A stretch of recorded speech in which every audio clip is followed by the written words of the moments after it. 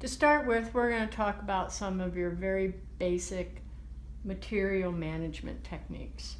First of all, how do you hold a paintbrush? You should hold it like you would a pencil, between your fingers and your thumb. You should hold it right here at the silver collar so that you have control over your brush. If you're way down here by the hairs, you can't get it to move properly. And if you hold it way up here at the end, it's more like a magical wand and it won't work for you. So you want to hold it like a paintbrush. Okay. Now to get the paints ready, watercolors come in cakes. We call this a cake. They also come in liquids. And they also come in a tube that comes out like toothpaste. I prefer to use the cakes. Liquids are really nice. They're very intense. You have to dilute them. And pastes, I don't care for those. But you could try it if you like. To get these ready though, this isn't going to work as it is because they're dry and hard. You never want to use paints that are dry and hard. So we need to, what I call, activate them. I'm going to take my can of water, take a brush, just dip the brush in the water, and then squeeze the drops onto the cakes. I'm not touching the paints at all. I'm just filling it with a puddle of water. This will get the whole cake of watercolor pigments soft and ready to use. If you leave them hard, you won't get much pigment on your brush. You'll get a lot of water and very little pigment. And you want to be able to control that. You don't want the brush to, or the cake to control that. So then I'm going to let that sit for just a few seconds. Let that get nice and wet and soft.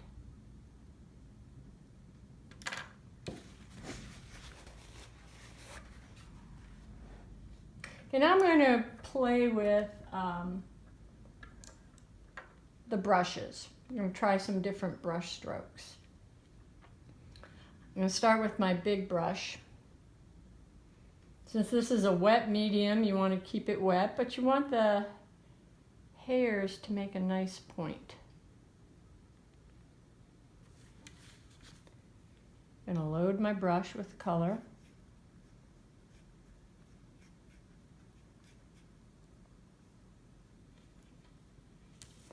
And apply it to the paper. Now, if I push down hard on my brush, I'm going to get a fat line.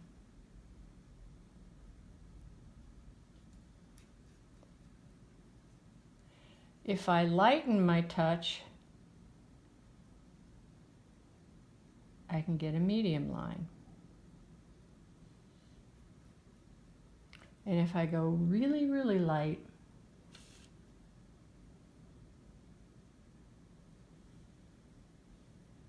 I can get a skinny line. So I'm going to practice that with each one of my brushes to see the kind of pressure I need to put on the brush and to see the quality of line that it can make for me.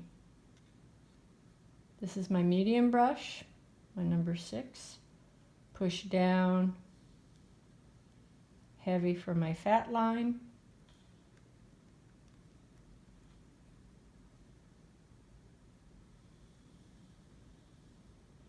Medium pressure for my middle line.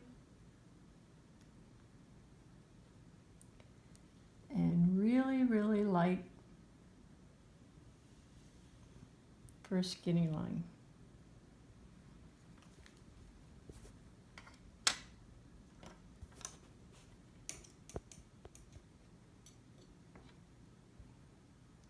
My teeny tiny brush, my detail brush.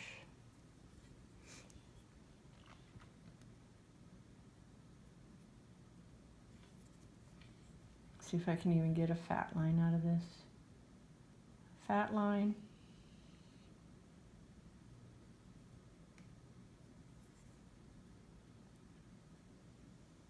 Medium line.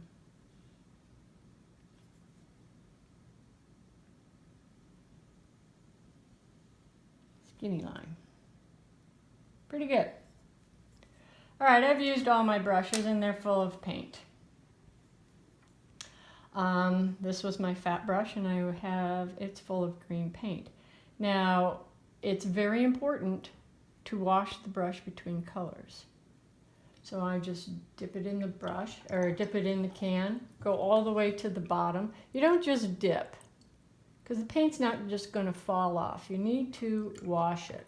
So I go to the bottom, I use the bottom of the can to help me wash, and then I squeeze the water out. If there isn't any paint on my fingers, I know that I've cleaned the brush. If I just dip and I'm getting paint on my fingers, then I have not cleaned the brush properly. And it will, if I go into a new color with that, I will start to dirty up my paint tray, and then you won't get nice clean colors. So it's really, really important to wash your brush between colors.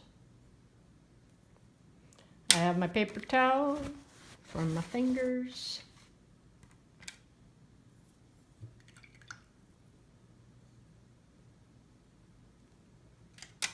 Okay, let's talk a little bit about how much water to use.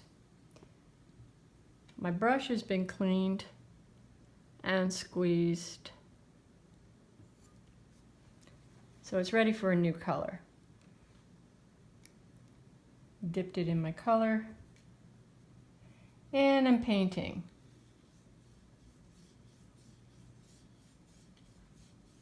When you start to get this scratchy look, you don't have enough water on your brush, or you don't have enough water in your paints. Watercolor is supposed to flow.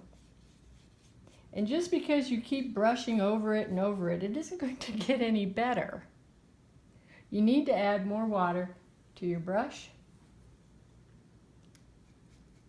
and to your paints so that you get a nice flow of color.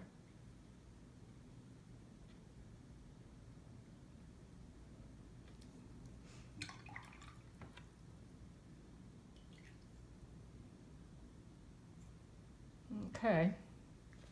The other thing I want to talk about is how you make the brush strokes. Now, when we were practicing our fat, medium, and skinny, I always went from, when you read a book, I went from left to right. But when you're filling in a space, you want to be careful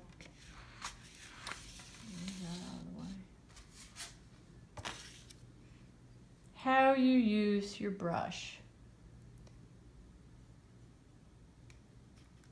You want to go back and forth so that all the hairs stay together, or you can go up and down.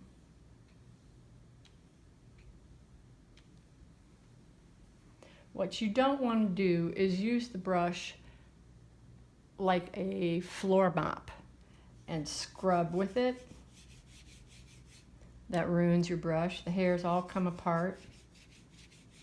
You can't get a nice line after that. It looks terrible. And the hairs on your brush are going to break off. Imagine the hairs on your head if you use the top of your head to clean the floor. You also don't, which is very tempting, want to make flowers with the brush. Nobody can paint with anything that looks like that. Take care of your tools, and they will do a good job for you. So our brush strokes are back and forth, or up and down. Okay, go ahead and take a few minutes on your own, play with the materials, Practice the different brush strokes. Make sure you wash your brush between colors, and make sure you keep the hairs all together in a nice point. Very important that you spend some time working on that pressure.